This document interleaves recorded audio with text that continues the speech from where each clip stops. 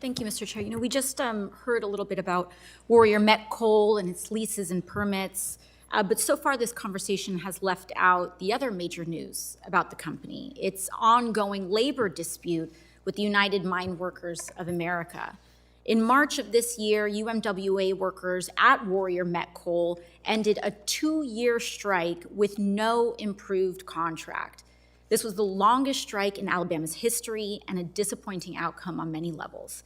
See, these workers had personally sacrificed to keep the mine running when the previous owner, Walter Energy, went bankrupt in 2016. And I think it's important to talk about this because this is exemplary of not just one company's treatment of its mine workers, but an industry's treatment of its workers. These workers agreed to significant pay cuts, increased healthcare costs, and reduced retirement benefits just to keep the mine running. Workers took those cuts with the understanding that they would be reversed when the mine was profitable again. Mr. Driscoll, do you know how much profit Warrior Met Coal made last year? I don't. According to their 2022 annual report, Warrior Met made over $641 million in profit last year. And this is not a fluke. With the exception of the 2020 pandemic, Warrior Met has made hundreds of millions of dollars in profit each year since purchasing the mine in question. And in that same report, Warrior Met Coal calls itself socially minded, but less than 2 weeks ago, a judge with the National Labor Relations Board found that Warrior Met Coal violated labor laws during the strike. And unfortunately, Warrior Met is not the only coal company with this kind of track record. Coal started declining in 2008 as cheaper and cleaner forms of energy became more available. And since then, we have seen significant waves of bankruptcies in the industry.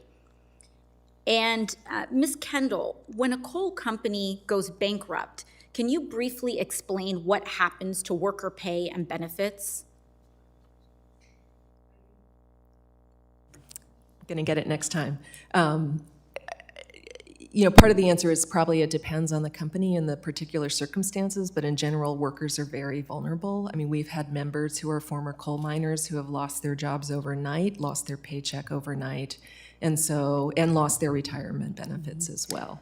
So when these coal companies go bankrupt, they shed their liabilities for healthcare and pensions. They no longer have to cover workers' healthcare, workers' pensions.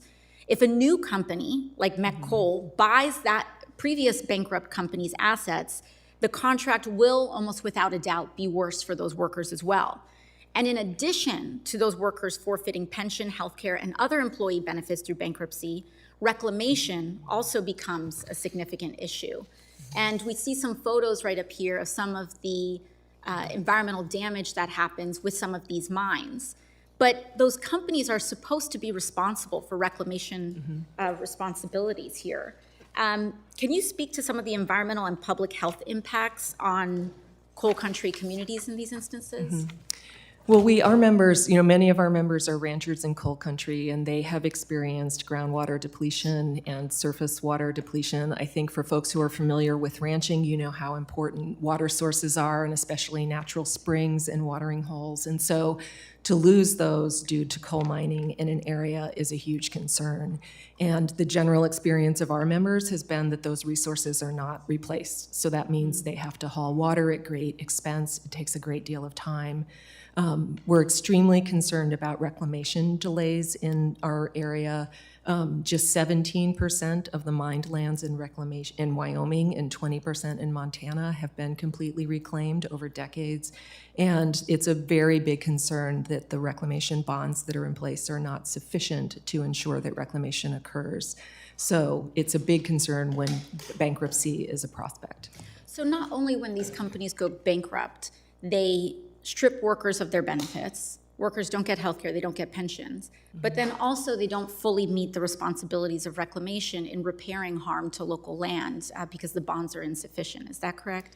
Well, we haven't seen that yet, but the bonds are the backstop, and the fact that bonds are not sufficient to cover the cost of reclamation, and the fact that self-bonding is still allowed by the law, even though it's been phased out in many states, is a big concern that needs to be addressed. And how could the federal coal program be improved to make sure that mines are quickly and fully reclaimed in the industry? Well, I think when we talk about the federal coal program, we're talking about BLM leasing federal coal. So their role is really, in our view, they could consider things like setting a target for mines to reclaim perhaps 50% of their existing disturbed lands before they get future leases. Maybe that's not the right level, but I think they could be looking at creative policies that would encourage reclamation, or they certainly could require that sufficient bonds be posted to cover the costs of reclamation. Thank you. I yield back. Thank you very much.